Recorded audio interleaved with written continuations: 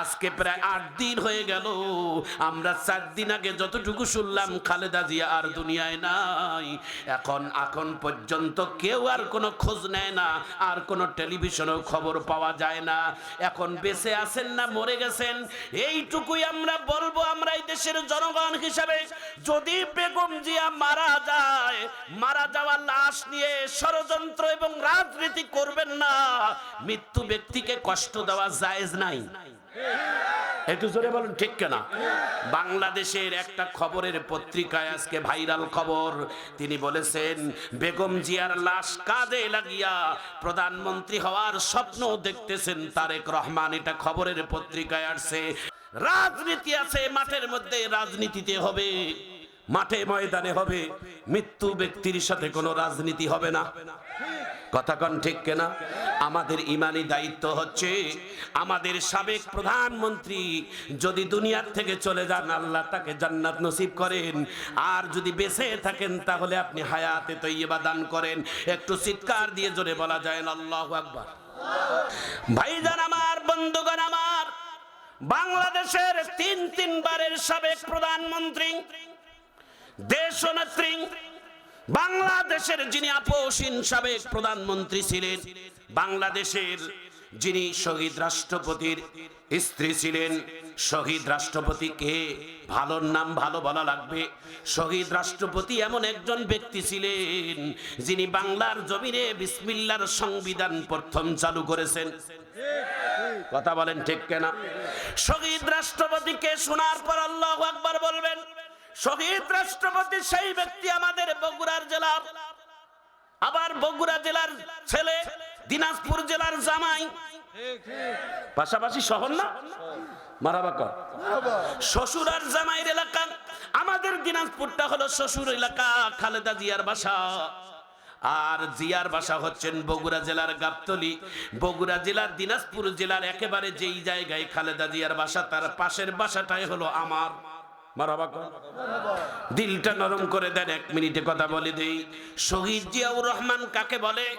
শহীদ জিয়াউর রহমান বাংলাদেশের জমিনের মাটি বিমানে উঠাইয়া নিয়া বাংলাদেশের কিছু গাছের চারা যত্ন করে নিয়া পৃথিবীর সব থেকে দামি জায়গার নাম হচ্ছেন আরাফার ময়দান। ওই আরাফার ময়দানে মরুভূমিতে গাছ হয় না, মরুভূমিতে গাছের ভালো হয় না, মরুভূমিতে গাছ বলে মারা যায়। শহীদ জিয়াউর রহমান বাংলাদেশের জমিনের মাটি বিমানে উঠাইয়া, বাংলাদেশের নিম গাছের চারা উঠাই নিয়া বাংলাদেশের সেই সৌদি আরবের আরাফার ময়দানে নিজের হাতে গাছগুলো রোপণ করে দিয়েছে। আজও তার হাতের গাছ আরাফার ময়দানে অবস্থানরত আছে। একটু চিৎকার দিয়ে জোরে বলেন মারহাবা। আজকে সেই শহীদ জিয়ার স্ত্রী 34 বছর বয়সে স্বামী হারিয়েছেন। তেনার বিধবা বয়সে তিনি নিজের একটা সন্তান কোকোকে হারিয়েছেন। মা এমন একটা বেদনা বই, খালেদা জিয়া যার নাম, তার মতো সংগ্রামী মহিলা বাংলার জমিনে এমন নজিরবিহীন কঠিন। কেমন ভাইজান আমার, বন্ধুগণ আমার, বেগম জিয়ার যখন 8ম শ্রেণীতে আমাদের দিনাজপুরে স্কুলে পড়ে, তখন বেগম খালেদা জিয়া যেই স্কুলে পড়ে, সেই সময় জিয়াউর রহমান আমাদের বাংলা দিনাজপুর জেলার একজন আর্মি ক্যাপ্টেন ছিলেন, অফিসার ছিলেন। রাস্তায় স্কুল থেকে যাওয়ার পথে তাকে চয়েস করে, পছন্দ করে বিবাহের প্রস্তাব দিয়েছেন। যেই সময় খালেদা জিয়ার বিয়ে হয়, মাত্র মেট্রিক পাস করা মেয়ে, বয়স মাত্র কম। এমন সময় বিবাহ করার পর এই নারীটা 34 বছর বয়সে তার স্বামী হারিয়েছেন জিয়াউর রহমানকে, তার সন্তান হারিয়েছেন। আওয়ামী লীগ সরকারের অবরুদ্ধ সময় তিনি নিজের সন্তান হারিয়েছেন, মা হারিয়েছেন, নিজের বড় বোন খুরশিদ জাহান হক চকলেট আমার দিনাজপুর সদরের, তিনিও হারিয়ে গেছেন। আমার ভাইজান, আমার বন্ধুগণ, একমাত্র সন্তান এখন জীবিত, তার নাম তারেক। দেড় যুগের উপর লন্ডনের মধ্যে বর্তমান বসবাসরত আছে, বাংলার জমিনে তিনি আসতে পারে না। ভাইজান আমার, বন্ধুগণ আমার, এটা শোনা কথা আপনারা জানেন, বিশ্বাস আপনাদের কাছে আমরা জানি না। আজকে প্রায় 8 দিন হয়ে গেল, আমরা 4 দিন আগে যতটুকু শুনলাম খালেদা জিয়া আর দুনিয়ায় নাই। এখন পর্যন্ত কেউ আর কোনো খোঁজ নেয় না, আর কোনো টেলিভিশনেও খবর পাওয়া যায় না। এখন বেঁচে আছেন না মরে গেছেন, এইটুকুই আমরা বলবো। আমরা এই দেশের জনগণ হিসাবে, যদি বেগম জিয়া মারা যায়, মারা যাওয়ার লাশ নিয়ে ষড়যন্ত্র এবং রাজনীতি করবেন না। মৃত্যু ব্যক্তিকে কষ্ট দেওয়া জায়েজ নাই। একটু জোরে বলুন ঠিক কিনা? বাংলাদেশের একটা খবরের পত্রিকায় আজকে ভাইরাল খবর, তিনি বলেছেন বেগম জিয়ার লাশ কাঁধে লাগিয়া প্রধানমন্ত্রী হওয়ার স্বপ্ন দেখতেছেন তারেক রহমান। এটা খবরের পত্রিকায় আসছে। বাংলার জমিনে 3 বারের প্রধানমন্ত্রী থাকা অবস্থায় বাংলাদেশের কোনো আলেমের সাথে খারাপ আচরণ করে না, বরঞ্চ আমাদের বাংলাদেশের কোরআনের পাখি আল্লামা দেলওয়ার হোসেন সাইদিকে তিনি অন্তর দিয়ে ভালোবাসতেন। এই যুবকেরা ঠিক কিনা বলেন? এই কথাটাই আমি প্রমাণ করে দিতে চাই।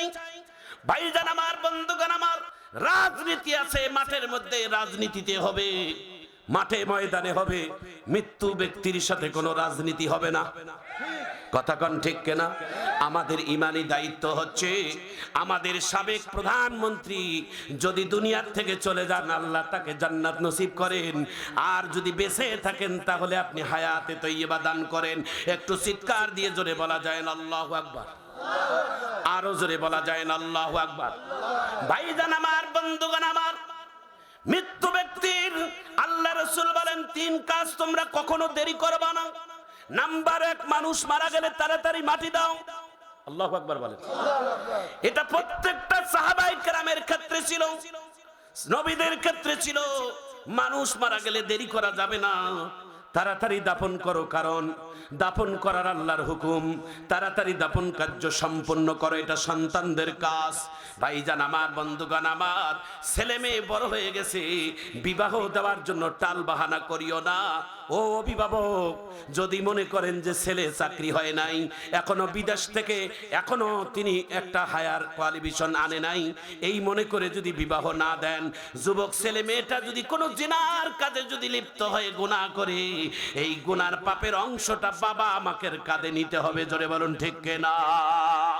3 নাম্বার, হজ ফরজ হয়েছে, হজ ফরজ হয়েছে, হজের কাজ তাড়াতাড়ি করে নাও। নামাজের আযান হয়েছে, দেরি করার দরকার নাই, তাড়াতাড়ি মসজিদে গিয়ে তাড়াহুড়া করে নামাজের মধ্যে দাঁড়িয়ে যাও। আযান শুনে মসজিদে যাও, আযান শুনে মসজিদে যাও। ওহে মুসলমান, নামাজ পড়ো, তাসবিহ পড়ো, পড়ো আল কোরআন।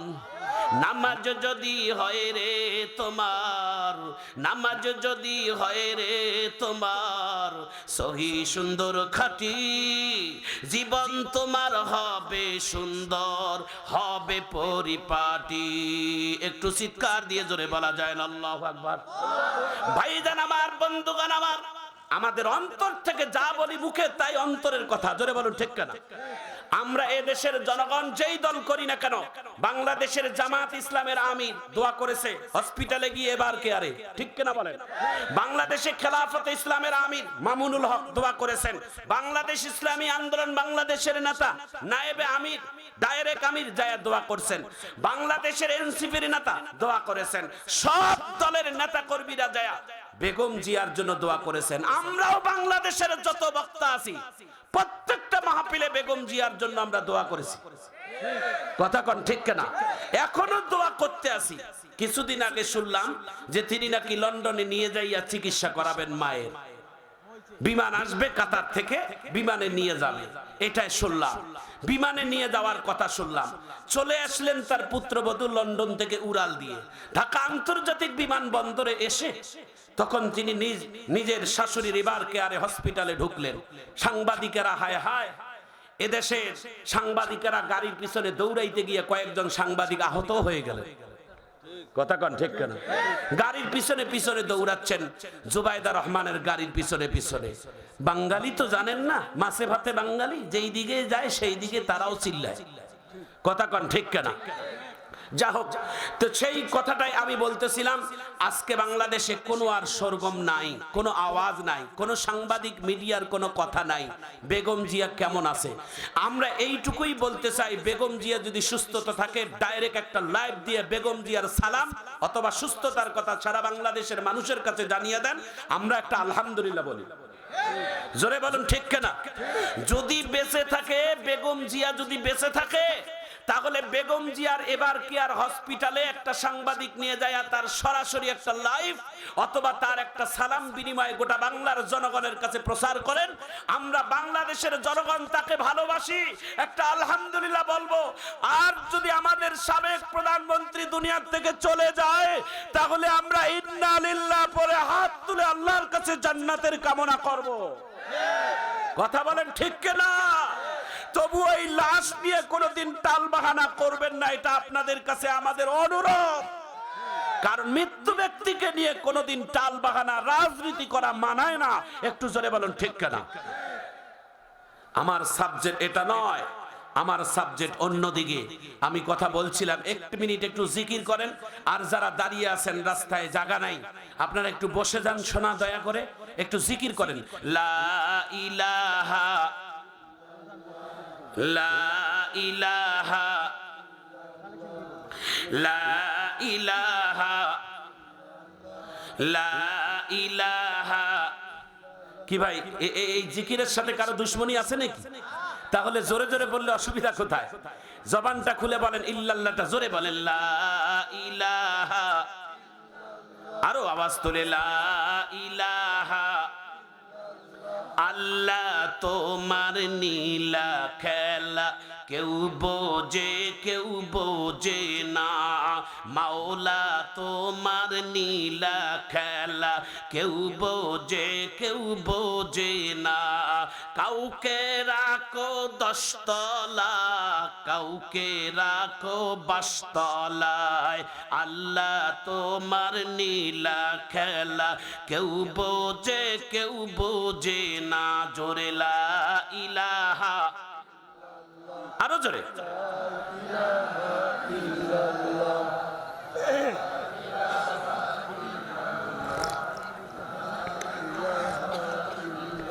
লা ইলাহা ইল্লাল্লাহু মুহাম্মাদুর রাসূলুল্লাহ সাল্লাল্লাহু আলাইহি ওয়াসাল্লাম। একটু চিৎকার দিয়ে জোরে বলেন মারহাবা। আরো জোরে কন মারহাবা। ভাইজান আমার, বন্ধুগণ আমার কথার আলোচনার সাবজেক্ট ছিল হালাল রিজিক খেয়ে যারা ইবাদতে দাঁড়ায়, তার নামাজ, তার রোজা, তার হজ, তার যাকাত সবকিছু ইবাদত আল্লাহর কাছে কবুল হয়। যার রিজিক হারাম হয়, সে যত বড় টুপিওয়ালা হোক, আর তাব্বা পরা হোক, আর পাঞ্জাবি পরা হোক, আর যদি বাইতুল্লাহর মধ্যেও যায় সিজদা করে, হারাম রিজিক নিয়ে হজ করেও কোনো লাভ হবে না। চিৎকার দিয়ে জোরে বলুন ঠিক কিনা? নবীর একজন সাহাবী, 2-3 মিনিট লাগবে সময় কথাটা শোনার জন্য। নাম তার হযরত আবু বকর সিদ্দিক রাদিয়াল্লাহু তাআলা। একটু মারহাবা কোন? মারহাবা। কে এই আবু বকর, যার ব্যাপারে আল্লাহ রাসূল বলেছেন তামাম দুনিয়ার মুমিনের আমলগুলো যদি এক পাল্লায় রাখানো হয়, তামাম দুনিয়া যত মুমিন আছে সমস্ত মুমিনের আমল যদি এক পাল্লায় রাখানো হয়, আর আমার আবু বকরের সারা জীবনের আমল নয়, একটা রাত বলতে হিজরতের রাত, যেই দিন আমার নবী মক্কা থেকে মদিনায় হিজরত করেছেন, ওই হিজরতের রাত্রের আমলটা যদি অপর পাল্লায় রাখানো হয়, তামাম দুনিয়ার মুমিনের আমলের থেকে একটা রাত আবু বকর সিদ্দিকের আমল নামার পাল্লা আল্লাহর কাছে ভারী হয়ে যাবে। সুবহানাল্লাহ বলেন। কি কথা দেখছেন? হযরত আবু বকর সিদ্দিক রাদিয়াল্লাহু তাআলা, যাকে আল্লাহ সালাম পাঠাইছে, আল্লাহ আমার নবীর মাধ্যম দিয়ে আল্লাহ তাকে সালাম পাঠাইছে। আমিন বলেন। আশারা মুবাশশারা 10 জন সাহাবী জান্নাতের সুসংবাদ প্রাপ্ত, যার মধ্যে 1 নম্বর লিস্টে আবু বকরের। সুবহানাল্লাহ বলেন। রাসূলের ইন্তেকালের পরে রাসূল ইঙ্গিত করেছেন আমার রওজার পাশে আমার আবু বকরকে মাটি দিও। দ্বিতীয় রওজাটার কথা, দ্বিতীয় মাটিটার কথা আল্লাহ রাসূল উল্লেখ করে না। সুবহানাল্লাহ বলেন। উমরের কথা ডাইরেক্টলি বলে নাই, উমরেরও কবর আমার রাসূলের পাশে, আবু বকরেরও কবর আমার নবীর পাশে। বরঞ্চ আবু বকরটা ডাইরেক্ট ইঙ্গিত করেছেন আমার রাসূল, কিন্তু উমরের ব্যাপারে সিদ্ধান্ত দেন নাই। উমরের কপালে লটারি আল্লাহ লাগাই দিয়েছেন। সুবহানাল্লাহ বলেন। হযরতে উমর রাদিয়াল্লাহু তাআলা ফজরের নামাজের ইমামতি করা অবস্থায় শহীদ হয়েছেন, নামাজের ইমামতি অবস্থায়। সুবহানাল্লাহ বলেন। তাও আবার কোন নামাজ? একটু জোরে কথা বলেন না কেন? ফজরের নামাজ। এক রাকাত নামাজ হয়েছে, হুল মেরে দিয়েছে। হযরতে উমরে পেটে হাত দিয়ে ওই জায়গাটা, ক্ষত জায়গাটাতে হাত দিয়ে রক্ত আটকাই দিয়ে নামাজ পড়ার চেষ্টা করেছে। আর এক জায়গায় দিয়েছে, পর পর 3টা জায়গায় আঘাত করেছে হযরত উমর, এরপর নামাজ ছেড়ে দেয় নাই। সুবহানাল্লাহ বলবেন না? হযরত উমরে নামাজ ছেড়ে দেয় নাই। আর আমরা কেমন মুসলমান, একটা মশা কামড় দিলে কথা কন ঠিক কেন? ইমামে যদি একটু সূরা লম্বা পড়ে, কথা কন ঠিক কেন? ডাইরেক্ট তো আর লোকমা দিতে পারে না, ইঙ্গিতে লোকমা দেয় যে ইমাম সাহেব তাড়াতাড়ি সূরাটা পড়েন, আমার দোকানের হিসাব আছে। কথা কন ঠিক কেন? কত প্রকারের যে মুসল্লি ভাইরে এই বাংলাদেশে, আমরা তো ইমামতি করে আসি জীবনটাই শেষ, এখন তো জানি তো। কথা কন ঠিক কেন? মসজিদের সভাপতি দোয়া চায়, যাই বেশি হাদিয়া দেয়, দোয়া একেবারে লম্বা, ইমামের আর হাত নামে না।